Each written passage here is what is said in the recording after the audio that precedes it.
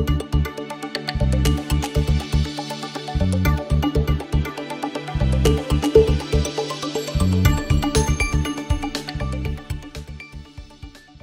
Charlotte McLeod with the Investing News Network, and here today with me is David Morgan, publisher of the Morgan Report. Thank you for joining me today. Charlotte, thank you. Great. So we're here today at the International Metal Writers Conference, and you spoke yesterday about precious metals and cryptocurrencies. Cryptocurrencies prices are currently very up. What is driving prices right now? Lots of demand. It's like the hottest thing going. And I put up a chart of Bitcoin. I could have put up several. I did other charts. And the volumes are increasing, which means it's sustainable.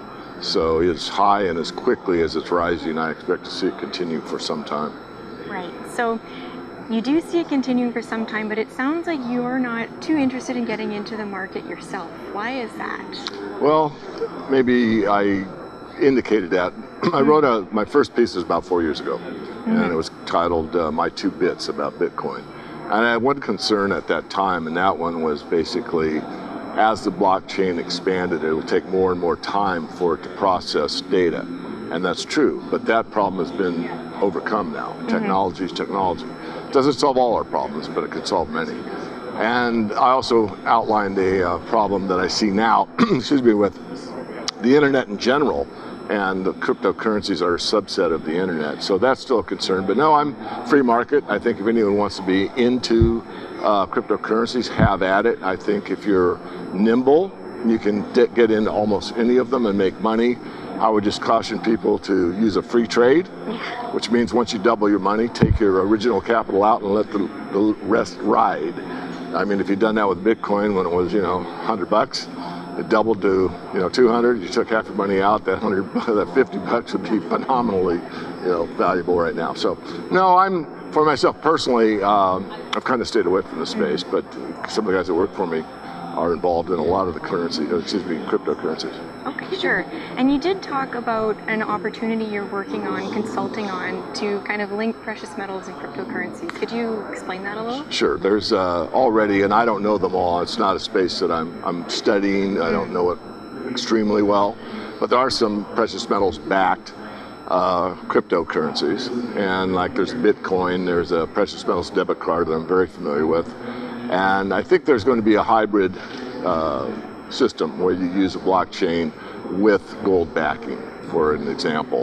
And I gave the fact that I'm working on a system with someone else, and we're gathering some brain trust to implement it in Indonesia primarily, because of the youth of that continent and the fact that most of them are already very familiar with gold. Almost all of them, to a man and woman, have gold. So you've already got gold dispersed throughout a huge population base that's very technologically oriented. They want to do everything off of their phone. So if a platform could be created that combines the two, it's got a high potential. Okay. Are there any other ways that you see technology influencing the precious metals space moving forward?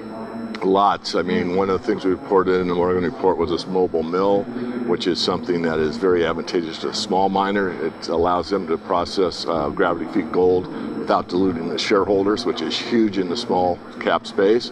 Additionally, there's another company called EnviroLeach that was a spin out of the original one I just mentioned, and it's got a reagent that will basically be able to replace cyanide and be very environmentally friendly. So lots on that side. We've kind of got lucky, or our hard work paid off, however you want to think of it. Looking ahead, what technological changes are available in the industry that could make a profound impact. Okay. Now, I think I would be remiss if I didn't ask you about gold and silver prices. Do you have any predictions for the rest of the year? I do. This sounds like a setup, but honestly, I just finished silver price forecast for 2017, available for free at my website. Just go to themorganreport.com, put in a first name and give us an email address, and you will get access to that report. I just finished it like 2 weeks ago for another conference I was speaking at, and I had to have it up on the website because I was handing out postcards promoting the free report. Okay, perfect. Last question. Any other commodities you are looking at right now? I think last time we talked, you mentioned you're looking a little at energy metals. Yeah, I just did an interview, cobalt, lithium, of course, vanadium, silver, is using batteries and no one really knows it. They're the best there are. They're mil spec, military spec. That's about the only people that can afford them.